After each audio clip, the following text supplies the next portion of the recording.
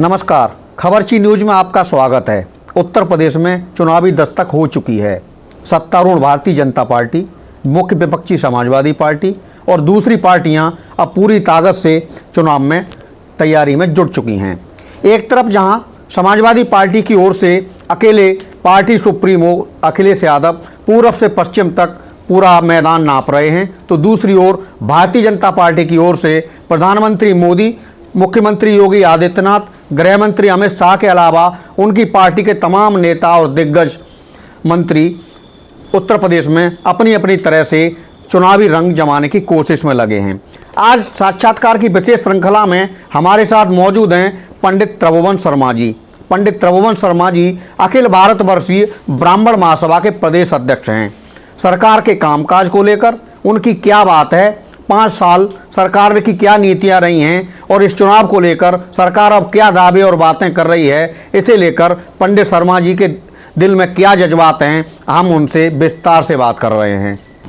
क्या कहना चाहेंगे सरकार की नीतियों को लेकर और सरकार की जो पूरी 4 साल की 5 साल की जो यात्रा रही है उसको लेकर क्या कहना है? देखिए, वर्तमान योगी सरकार जो है ये शुरू से ही जब आई, इसने आते ही भगवान परशुराम जयंती की छुट्टी ख़त्म कर दी। वहीं इसके तेवर पता लग गए कि इस सरकार का मुखिया योगी आदित्यनाथ ब्राह्मण विरोधी है। लेकिन हम लोगों ने कहा चलिए आगे देखते हैं। उसके बाद मार्च में उन्होंने शपथ ली 19 मार्च को, और 26 जून को ही रायबरेली में बहुत बड़ी घटना हुई जिसमें 5 ब्राह्मणों को गाड़ी में बंद करके जिंदा जला दिया गया। और इस सरकार के जो कैबिनेट मंत्री स्वामी प्रसाद मौर्य हैं, उन्होंने बयान दिया कि वो अपराधी थे। इसका हमारे संगठन ने बहुत विरोध किया और पूरे प्रदेश में ज्ञापन दिए गए कि इस तरह की मानसिकता गलत है ये, और मुआवजा दिया जाए उनको। उसके बाद योगी की मानसिकता को देखते हुए, योगी के व्यवहार को देखते हुए उस पर योगी ने कोई प्रतिक्रिया नहीं की। योगी आदित्यनाथ बिल्कुल चुप रहे। उसके बाद पूरे प्रदेश में ब्राह्मणों की हत्याओं की बाढ़ आ गई, फर्जी मुकदमे ब्राह्मणों के खिलाफ, ब्राह्मणों का उत्पीड़न इस कदर हुआ, कोई सुनवाई नहीं हुई। अखिल भारतवर्षीय ब्राह्मण महासभा, जिसका मैं खुद प्रदेश अध्यक्ष हूँ, हमारे नेतृत्व में, हमारे आह्वान पर पूरे प्रदेश से 2,51,000 हस्ताक्षर करा के फार्म अभी भी रखे हुए हैं। राज्यपाल महोदय को 3 बार वहाँ ऑफिस में जाकर ट्विटर पर लिखकर समय मांगा गया कि आप अखिल भारतीय ब्राह्मण महासभा को ज्ञापन देने के लिए समय दें, लेकिन आज तक राज्यपाल महोदया ने समय नहीं दिया। तो ये ब्राह्मणों के विषय में कुछ सुनने को तैयार ही नहीं है। पूरे 5 साल में योगी आदित्यनाथ ने 1 रुपये की मदद किसी पीड़ित ब्राह्मण को नहीं दी, ना किसी ब्राह्मण के घर गए। ये इनकी असलियत है। ब्राह्मण चूँकि न्यायप्रिय है, ब्राह्मण चूँकि हिंदू धर्म का स्तंभ है, ब्राह्मण चूँकि भगवान को मानता है, तो ये उम्मीद कर रहा था कि ये सरकार आने के बाद ब्राह्मणों को न्याय मिलेगा, ब्राह्मणों को राहत मिलेगी, ब्राह्मणों को उत्पीड़न और सरकारों के मुकाबले कम होगा, भगवान परशुराम जी का मंदिर बनेगा, छुट्टी उनकी बहाल कर दी जाएगी। लेकिन 5 साल बीत जाने के बाद भी ऐसा कुछ हुआ नहीं, और आज भी इस पर मौन है। अब जो 2022 का छुट्टियों कैलेंडर आया है उसमें अंबेडकर जयंती छुट्टी है, नानक जयंती की छुट्टी है, लेकिन भगवान परशुराम जयंती की छुट्टी इस बार भी नहीं है। ये इनका असली चेहरा है। सरकार में उप मुख्यमंत्री ब्राह्मण है, 1-2 और मंत्री भी ब्राह्मण है। कैसे कहा जा सकता है कि ब्राह्मण विरोधी है सरकार? ये जो सरकार में मंत्री हैं या सरकारें, आप कहेंगे कि बड़ी नौकरशाही जो है, मुख्य सचिव थे तिवारी जी और अवस्थी जी डीजीपी थे, ये सब लोग ब्राह्मण हैं।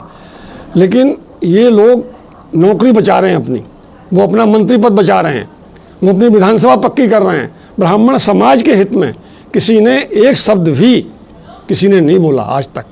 जितने मंत्री हैं, जितने विधायक हैं, अगर ये हत्या जो है, जिस तरीके से विकास दुबे की हत्या की बात करूँ मैं, अपराधी था या नहीं था ये जांच का विषय है, लेकिन वर्तमान में कोई कांड उसके द्वारा नहीं किया गया था। जब उसको मारने पुलिस घर पे उसके गई तब वहाँ मुठभेड़ हुई और उसका परिणाम सबके सामने है, मारा गया।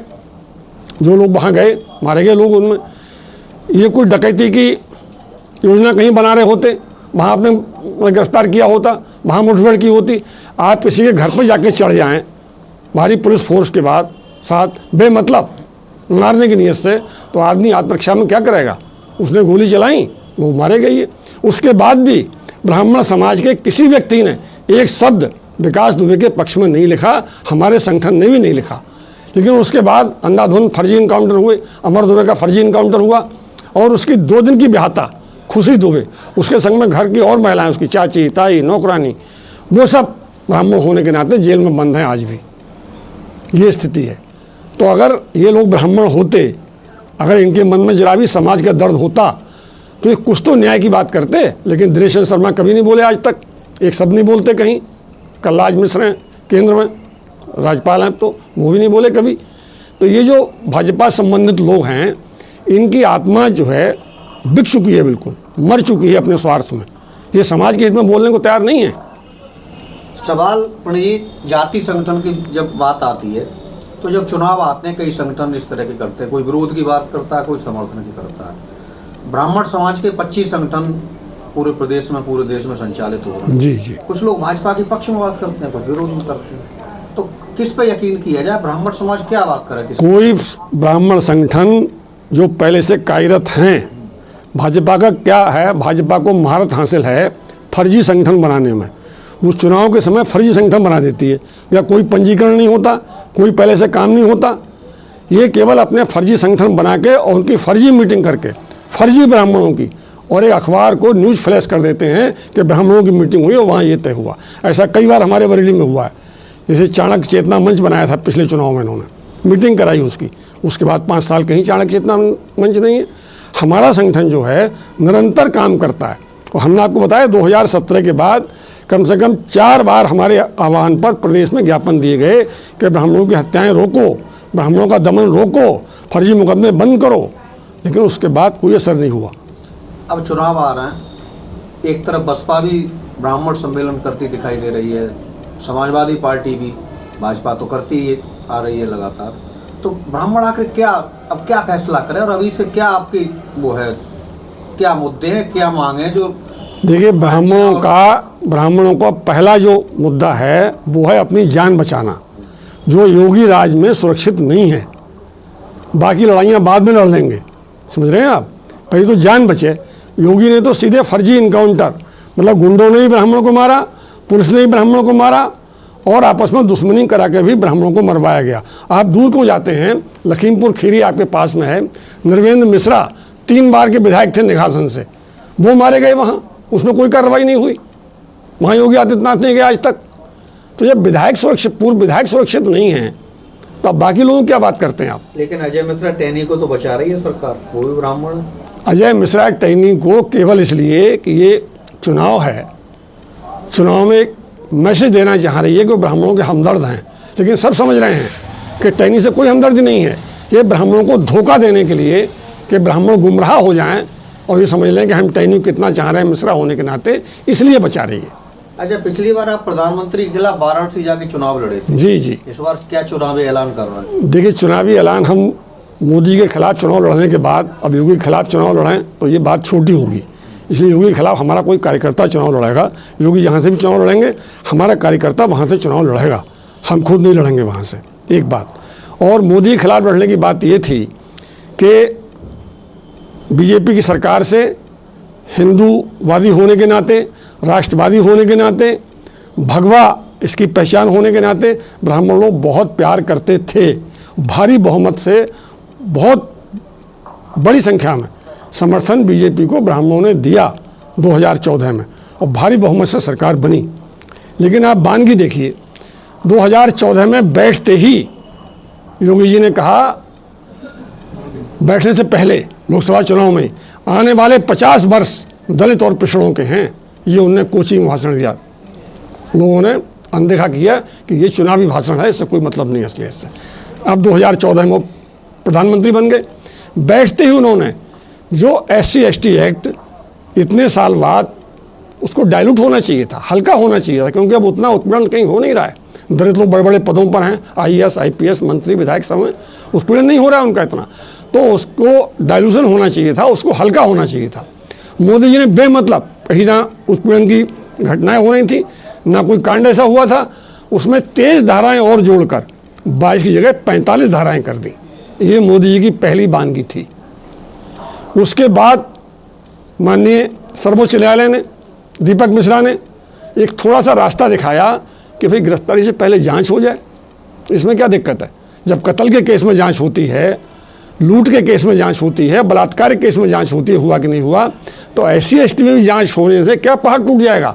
लेकिन चूंकि SC ST के केस फर्जी होते हैं, उनके नेताओं को तो जेल भेजना है, सवर्णों को, ब्राह्मणों को, ठाकुरों को, बनियों को जेल भिजवाना है, तो फर्जी कैसे होते हैं।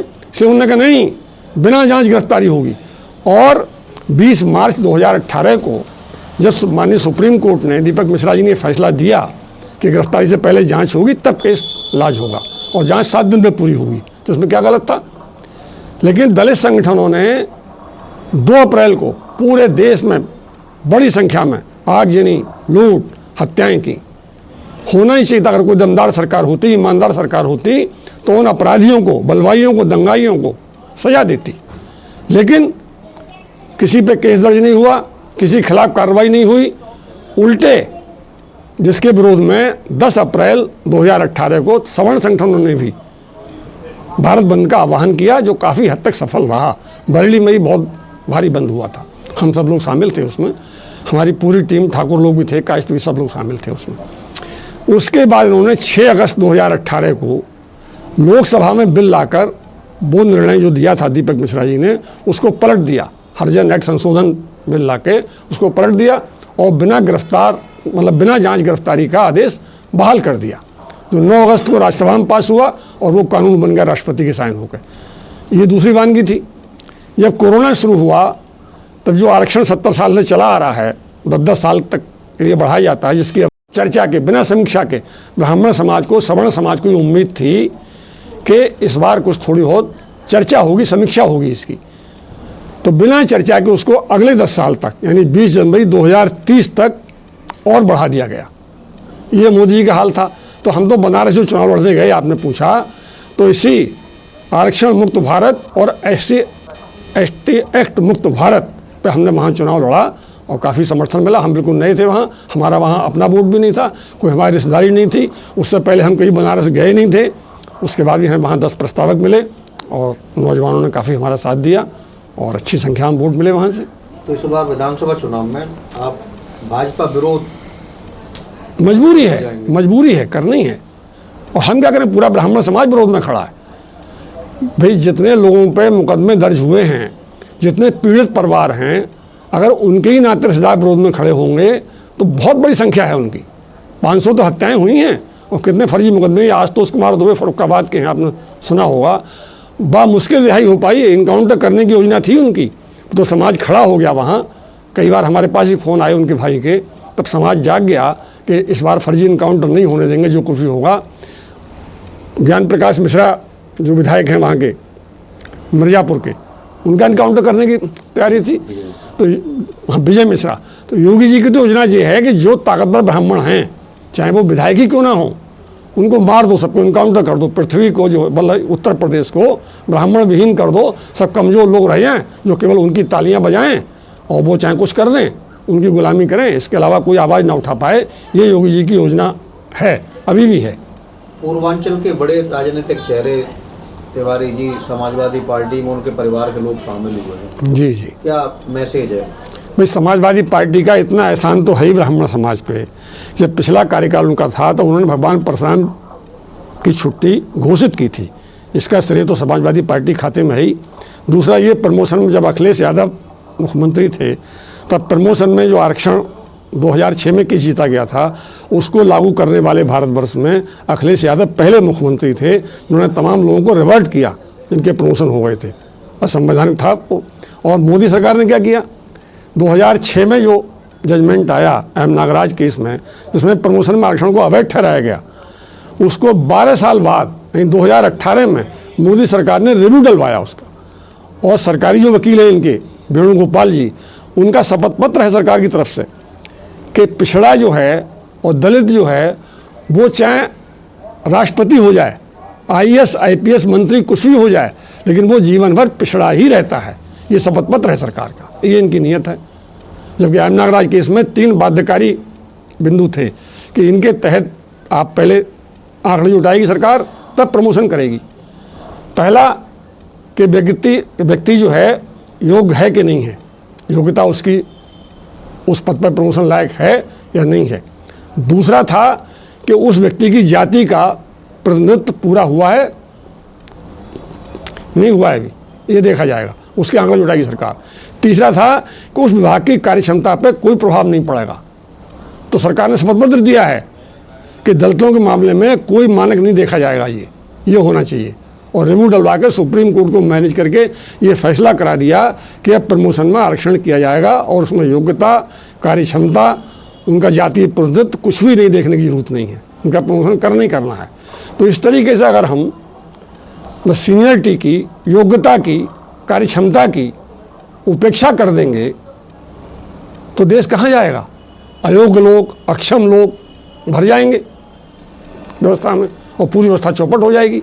तो सरकार क्या करना चाहती है देश के लिए, बनाना चाहती है, गड्ढे में ले जाना चाहती है, हमें तो समझ नहीं आती ये बात। और कोई ब्राह्मण साथ नहीं दे सकता इस बात का, इतनी गलत बात का। तत्कालीन प्रधानमंत्री अटल बिहारी वाजपेयी थे, उन्होंने 81, 82, 85 में संशोधन करके, जिसमें योग्यता नहीं देखी जाएगी, कार्यक्षमता नहीं देखी जाएगी और सीनियरिटी नहीं देखी जाएगी, 3 संशोधन करके तीनों बातों को समाप्त कर दिया। उसके बाद भी सर्वोच्च न्यायालय ने 2006 में जजमेंट दिया था कि नहीं, ये सब गलत है, ऐसा नहीं हो सकता। लेकिन मोदी सरकार ने 12 साल बाद बजाय उस सर्वोच्च न्यायालय के निर्णय को, आप राम मंदिर की बात आती है तब कहते हैं सर्वोच्च न्यायालय का निर्णय मानेंगे, आरक्षण की बात आती है तो आप बदल लेते हैं निर्णय को, उसके SC/ST एक्ट की बात आती है तो आप बदलते। तो ये दोगलापन जो है सरकार का, ये दोगलापन कि अपनी सुविधा से तब सर्वोच्च न्यायालय का मानेगी फैसला और अपनी सुविधा से नहीं मानेगी, तो सरकार का काम ये दोगलापन नहीं है। सरकार को मानक के हिसाब से, सरकार को एक स्टैंड लेके सरकार चलानी पड़ती है और जो देश के हित में, समाज के हित में होता है वो करना पड़ता है। लेकिन योगी और मोदी दोनों केवल अपने फ़ायदे के लिए, अपनी मनमानी के लिए कोई कानून का सम्मान नहीं करते, अपनी मनमानी, अपनी तानाशाही चला। दोनों तानाशाह हैं, मोदी भी तानाशाह हैं, योगी भी तानाशाह हैं। इन्हें कानून की बात बुरी लगती है, ये कानून की प्रति जवाबदेह नहीं है दोनों, इन्हें कानून का गला घोटने में आनंद आता है। यही हुआ है पूरे 5 साल जो है कानून की हत्या करने के अलावा योगी जी ने कोई काम नहीं किया है। लेकिन भाजपा की जो इस तरह हालिया कार्यक्रम हो रहा है उसमें कह रहे हैं कि भाई राम मंदिर तो हमने ही बनवाया, धारा 370 तो हमने हटवाई। तो पूरे देश को पता है कि राम मंदिर सर्वोच्च न्यायालय के निर्णय के बाद बन रहा है।